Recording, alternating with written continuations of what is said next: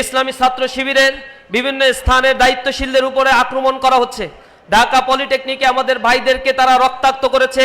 তারা হল থেকে আমাদের ভাইদেরকে বের করে দেওয়ার জন্য গভীর রাতে তারা অস্ত্রসহ হামলা করেছে।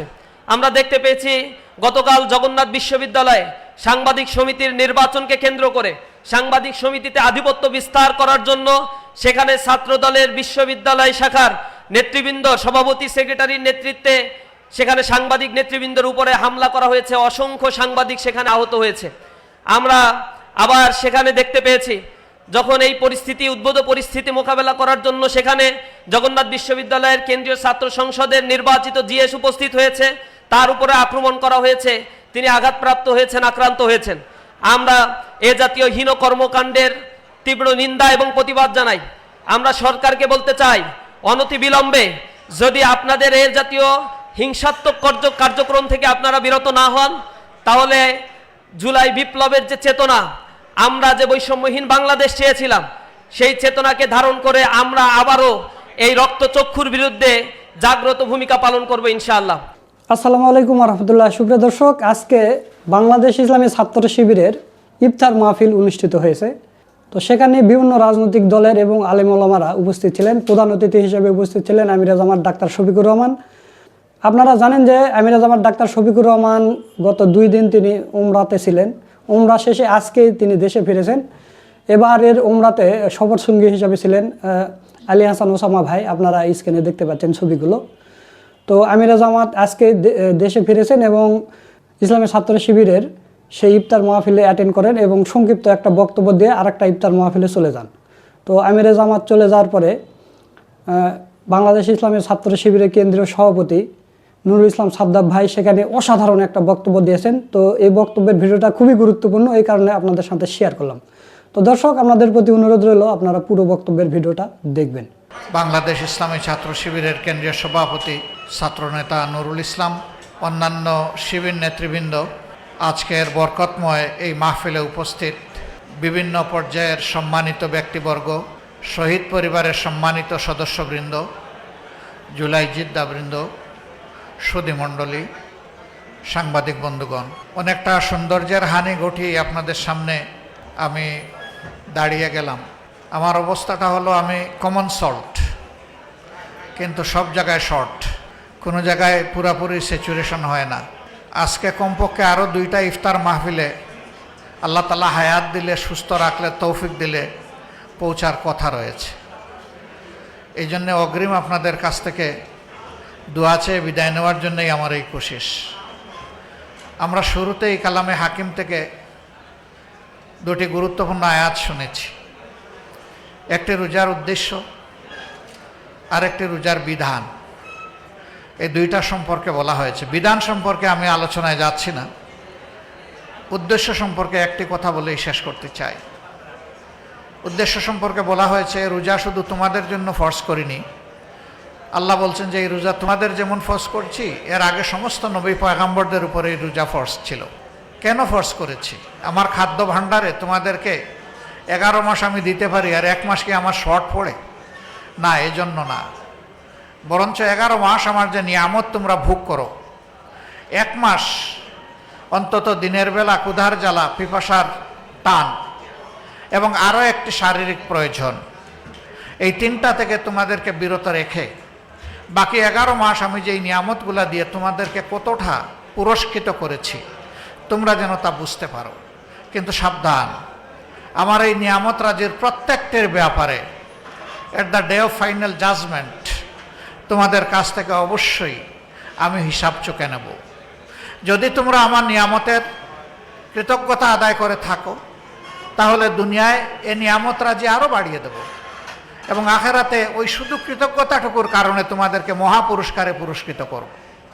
কিন্তু যদি দুনিয়ায় আমার নিয়ামত রাজি পাওয়ার পরেও তোমরা এই নিয়ামতের শুকরগুজার না করো, তাহলে মনে রাখবা দুনিয়ায় তোমাদের উপর থেকে আমি আমার নিয়ামতের যে বারাকা সেইটা আমি তুলে নেব এবং আখেরাতে তোমাদেরকে আমি আমার নিয়ামত অস্বীকার করা অথবা অকৃতজ্ঞতার কারণে তোমাদেরকে আমি শাস্তির মুখোমুখি করব।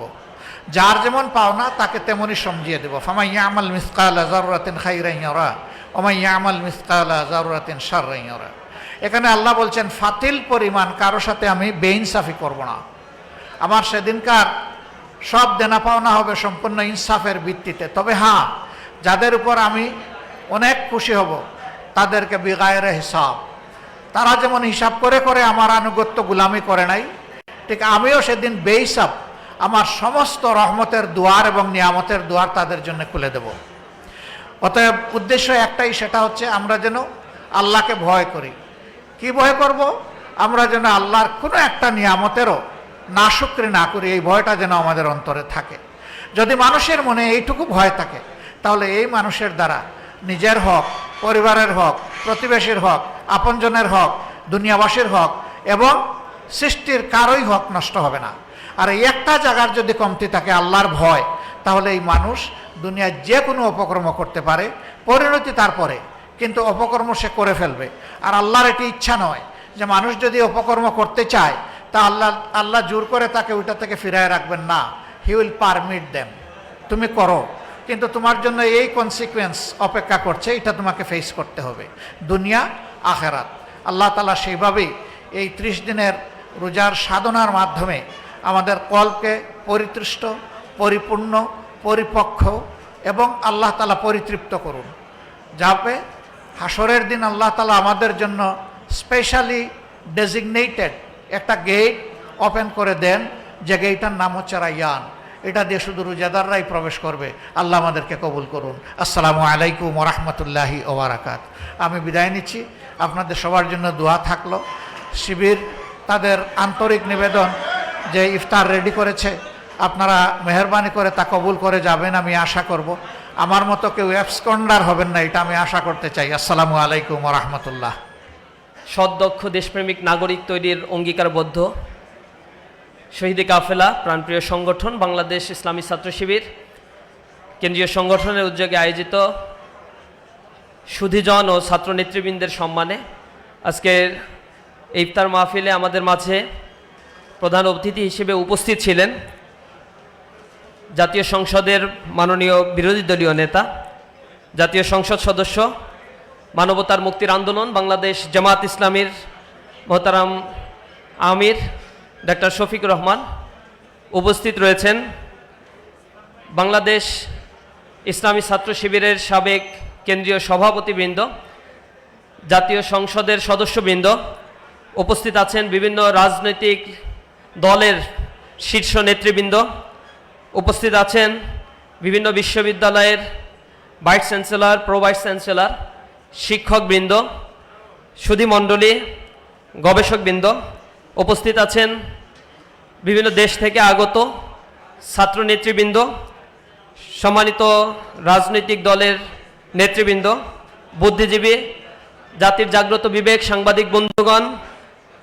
উপস্থিত আছেন জাতীয় ছাত্র সংগঠনগুলোর জাতীয় নেতৃবৃন্দ, বিশিষ্ট আইনজীবী, পেশাজীবী, সাবেক আর্মি অফিসার সহ আজকের প্রোগ্রামের সম্মানিত সুধীমণ্ডলী। আসসালামু আলাইকুম ওয়া রাহমাতুল্লাহি ওয়া বারাকাতুহু। আমি শুরুতেই স্মরণ করছি জুলাই বিপ্লবে যারা রক্ত দিয়েছে সে সকল বীর যোদ্ধাদের, যাদের রক্তের উপরে দাঁড়িয়ে নতুন বাংলাদেশ তার দিশা পেয়েছে, নতুন বাংলাদেশ বিনির্মাণের স্বপ্ন আমরা দেখছি। আমি তাদের জন্য মহান আল্লাহ রাব্বুল আলামিনের দরবারে মাগফিরাত কামনা করছি। আল্লাহ রাব্বুল আলামিন যেন তাদেরকে জান্নাতুল ফেরদাউসের মেহমান হিসেবে কবুল করেন। আমি স্মরণ করছি আধিপত্যবাদ এবং ফ্যাসিবাদ বিরোধী আন্দোলনের সম্মুখে সারিতে থেকে যিনি নেতৃত্ব দিয়েছেন, ফ্যাসিবাদ বিরোধী আন্দোলনের অন্যতম সেনানায়ক শহীদ শরীফ বিন ওসমান হাদির কথা। আমি স্মরণ করছি শরীফ ওসমান হাদির কথা। আল্লাহ রাব্বুল আলামিন যেন তাকে জান্নাতের মেহমান হিসেবে কবুল করেন। পাশাপাশি সরকারের প্রতি আমি আহ্বান জানাতে চাই, যারা শরীফ ওসমান হাদির হত্যাকাণ্ডের সাথে জড়িত ছিল তাদেরকে অতি দ্রুত গ্রেপ্তার করে তার মামলার রায় প্রদান করতে হবে এবং দুষ্কৃতিকারী যারা রয়েছে তাদের দৃষ্টান্তমূলক শাস্তির আওতায় আনতে হবে। আমি স্মরণ করছি বাংলাদেশ ইসলামী ছাত্র শিবিরের প্রতিষ্ঠা লগ্ন থেকে আজ পর্যন্ত যে সকল ভাইরা, শত শত ভাইরা জীবন দিয়েছেন তাদের কথা স্মরণ করছি। বিশেষভাবে আজ স্মরণ করছি ইসলামী ছাত্র শিবিরের প্রথম কেন্দ্রীয় সভাপতি শহীদ বীর কাশেম আলী মিন্টু, স্মরণ করছি দ্বিতীয় কেন্দ্রীয় সভাপতি শহীদ কামারুজ্জামান ভাই, কাদের মোল্লা ভাই সহ শহীদ নেতৃবৃন্দের কথা, শহীদ আমিরে জামাত মাওলানা মতিউর রহমান নিজামীর কথা, শহীদ আলী হাসান মোহাম্মদ মুজাহিদ ভাইয়ের কথা স্মরণ করছি। বিশ্ব ইসলামী আন্দোলনের অন্যতম পুরোধা ব্যক্তিত্ব ছিলেন আল্লামা দেলোয়ার হোসাইন সাইদি সহ যারা জীবন দিয়েছেন, ফ্যাসিবাদের রোষানলে পড়ে আধিপত্যবাদের কাছে মাথা নত না করে যারা লড়াই করে গিয়েছেন, জীবন দিয়েছেন, আমি তাদের কথা স্মরণ করছি। আল্লাহ রাব্বুল আলামিন যেন তাদেরকে জান্নাতের মেহমান হিসেবে কবুল করেন। তাদের দেখানো পথ ধরে নতুন বাংলাদেশ বিনির্মাণ করার জন্য ইসলামী ছাত্র শিবির বদ্ধপরিকর। প্রিয় উপস্থিতি, আমরা আজ বাংলাদেশের এমন একটি সময় এসে উপস্থিত হয়েছি যখন একটি নির্বাচনের মধ্য দিয়ে একটি সরকার বাংলাদেশে নেতৃত্ব গ্রহণ করেছে। যদিও যে নির্বাচন অনুষ্ঠিত হয়েছে সেই নির্বাচনের ব্যাপারে বিভিন্ন মহল থেকে কথা এসেছে। আমরা উদ্বিগ্ন যে ইলেকশন ইঞ্জিনিয়ারিংয়ের মধ্য দিয়ে নির্বাচন, আমরা চেয়েছিলাম একটি সুষ্ঠু নির্বাচন হবে, কিন্তু তা প্রশ্নবিদ্ধ হয়েছে। এরপরেও নির্বাচিত সরকার ক্ষমতায় আসার পর থেকে দেশে আইন শৃঙ্খলার চরম অবনতি আমরা দেখতে পাচ্ছি। ধারাবাহিকভাবে শিশু হত্যাকাণ্ডের ঘটনা ঘটছে, ধর্ষণের ঘটনাগুলো ঘটছে, মানুষের ঘর বাড়ি আগুন দিয়ে পুড়িয়ে দেওয়া হচ্ছে। আমরা দেখতে পেয়েছি বিভিন্ন জায়গায় ভিন্ন মতের মানুষদের উপরে দমন নিপীড়ন চালানো হচ্ছে। ইসলামী ছাত্র শিবিরের বিভিন্ন স্থানের দায়িত্বশীলদের উপরে আক্রমণ করা হচ্ছে। ঢাকা পলিটেকনিকে আমাদের ভাইদেরকে তারা রক্তাক্ত করেছে। তারা হল থেকে আমাদের ভাইদেরকে বের করে দেওয়ার জন্য রাতে, গভীর রাতে তারা অস্ত্রসহ হামলা করেছে। আমরা দেখতে পেয়েছি গতকাল জগন্নাথ বিশ্ববিদ্যালয়ে সাংবাদিক সমিতির নির্বাচনকে কেন্দ্র করে সাংবাদিক সমিতিতে আধিপত্য বিস্তার করার জন্য সেখানে ছাত্র দলের বিশ্ববিদ্যালয় শাখার নেতৃবৃন্দ, সভাপতি, সেক্রেটারির নেতৃত্বে সেখানে সাংবাদিক নেতৃবৃন্দের উপরে হামলা করা হয়েছে। অসংখ্য সাংবাদিক সেখানে আহত হয়েছে। আমরা আবার সেখানে দেখতে পেয়েছি যখন এই পরিস্থিতি, উদ্ভূত পরিস্থিতি মোকাবেলা করার জন্য সেখানে জগন্নাথ বিশ্ববিদ্যালয়ের কেন্দ্রীয় ছাত্র সংসদের নির্বাচিত জিএস উপস্থিত হয়েছে, তার উপরে আক্রমণ করা হয়েছে। তিনি আঘাতপ্রাপ্ত হয়েছেন, আক্রান্ত হয়েছেন। আমরা এ জাতীয় হীন কর্মকাণ্ডের তীব্র নিন্দা এবং প্রতিবাদ জানাই। আমরা সরকারকে বলতে চাই, অনতিবিলম্বে যদি আপনাদের এ জাতীয় হিংসাত্মক কার্যক্রম থেকে আপনারা বিরত না হন, তাহলে জুলাই বিপ্লবের যে চেতনা, আমরা যে বৈষম্যহীন বাংলাদেশ চেয়েছিলাম, সেই চেতনাকে ধারণ করে আমরা আবারও এই রক্তচক্ষুর বিরুদ্ধে জাগ্রত ভূমিকা পালন করব ইনশাআল্লাহ। আমরা তাদেরকে স্পষ্টভাবে বলতে চাই, সরকার রাষ্ট্র পরিচালনা করবে, আমরা সরকারকে রাষ্ট্র পরিচালনার ক্ষেত্রে সর্বদিক থেকে সহায়তা করতে প্রস্তুত রয়েছি। কিন্তু ক্যাম্পাসে আর কোনো গণরুম, গেস্টরুম কালচার, ফ্যাসিবাদী মনোভাব, দমন নিপীড়ন, হত্যাযজ্ঞ আর পুনরায় যদি কেউ পুনরাবৃত্তি করতে চায়, ছাত্রদের অধিকার হনন করে হল দখলের রাজনীতি যদি কেউ করতে চায়, তাহলে তাদেরকে যথোপযুক্ত ব্যবস্থা গ্রহণের জন্য বাংলাদেশের ছাত্র সমাজ প্রস্তুত রয়েছে। যদি সরকারের বোধোদয় হয়, জুলাই বিপ্লব থেকে তারা শিক্ষা গ্রহণ করে, তাহলে তারা এই জাতীয় কার্যক্রম থেকে ফিরে আসবে। আমরা সরকারের প্রতি আজকের এই প্রোগ্রাম থেকে আহ্বান জানাই, জুলাই বিপ্লবের সবচেয়ে বেশি বেনিফিশিয়ারি হচ্ছে এই বিএনপি সরকার, যারা এদেশের রাজনীতিতে মাইনাস হয়ে গিয়েছিল, যাদের নেতৃবৃন্দ দেশে রাজনীতি করার অধিকার থেকে বঞ্চিত হয়েছিল। রক্তের বিনিময়ে তরুণ ছাত্র সমাজ রাজপথে দাঁড়িয়ে নেতৃত্ব দিয়ে তাদের রাজনীতি করার অধিকার যারা ফিরিয়ে দিয়েছে, আজ সেই জুলাই বিপ্লবের সাথে গাদ্দারি করতে আমরা তাদেরকে দেখছি। আমরা স্পষ্টভাবে তাদেরকে বলতে চাই, আমরা যখন দেখি তাদেরকে যে তারা জুলাই সনদ বাস্তবায়নের ক্ষেত্রে গড়িমসি করে, আমরা যখন দেখি গণভোটের রায়, যেই রায় আপামর জনতা প্রদান করেছে, সেই রায়ের ক্ষেত্রে হাইকোর্টকে ব্যবহার করে সেই রায়কে পরিবর্তনের ষড়যন্ত্র করে, তখন ছাত্র সমাজ উদ্বিগ্ন হয়ে পড়ছে। আমরা মনে করছি তারা যদি গণরায় এর বিরুদ্ধে অবস্থান নেয়, জুলাই বিপ্লবের চার্টার বাস্তবায়নের ক্ষেত্রে কোনো গড়িমসি করে, তাহলে বাংলাদেশে আবারও 1 জুলাই নেমে আসতে পারে, যা সামাল দেয়া এই সরকারের পক্ষে সম্ভব হবে না। চারিদিকে সিন্ডিকেট তৈরি করে রাখা হয়েছে, দখল বাণিজ্য করা হচ্ছে, দ্রব্যমূল্যের ঊর্ধ্বগতিতে জনজীবন আজ বিপর্যস্ত হয়ে পড়েছে। আমরা সরকারকে বলতে চাই, জনগণের মধ্যে স্বস্তি নিয়ে আসার জন্য যদি আপনারা আপনাদের কার্যক্রমগুলো পরিচালনা করেন, আমরা ইসলামী ছাত্র শিবির আপনাদেরকে সহযোগিতা করতে বদ্ধপরিকর। আমরা দেশে শান্তি, স্থিতি অবস্থা এবং ইনসাফের অবস্থা কায়েম করতে বদ্ধপরিকর। সুতরাং আমরা আপনাদেরকে সহযোগিতা করব, আপনারা সঠিক পথে আসুন। বাঁকা পথে গেলে এর মাসুলটা আপনাদেরকেই গুনতে হবে। প্রিয় উপস্থিতি, আগামীকাল ঐতিহাসিক বদর দিবস। এই দিবসে যারা শহীদ হয়েছিল, আমি সেই সকল সাহাবীদের কথা স্মরণ করছি। আমাদের এই বদর দিবস আমাদেরকে প্রেরণা জাগায়। বদর দিবসের সেদিন নিরস্ত্র মুসলমানেরা সেদিন বিশাল এক বাহিনীর বিরুদ্ধে দাঁড়িয়ে গিয়েছিল।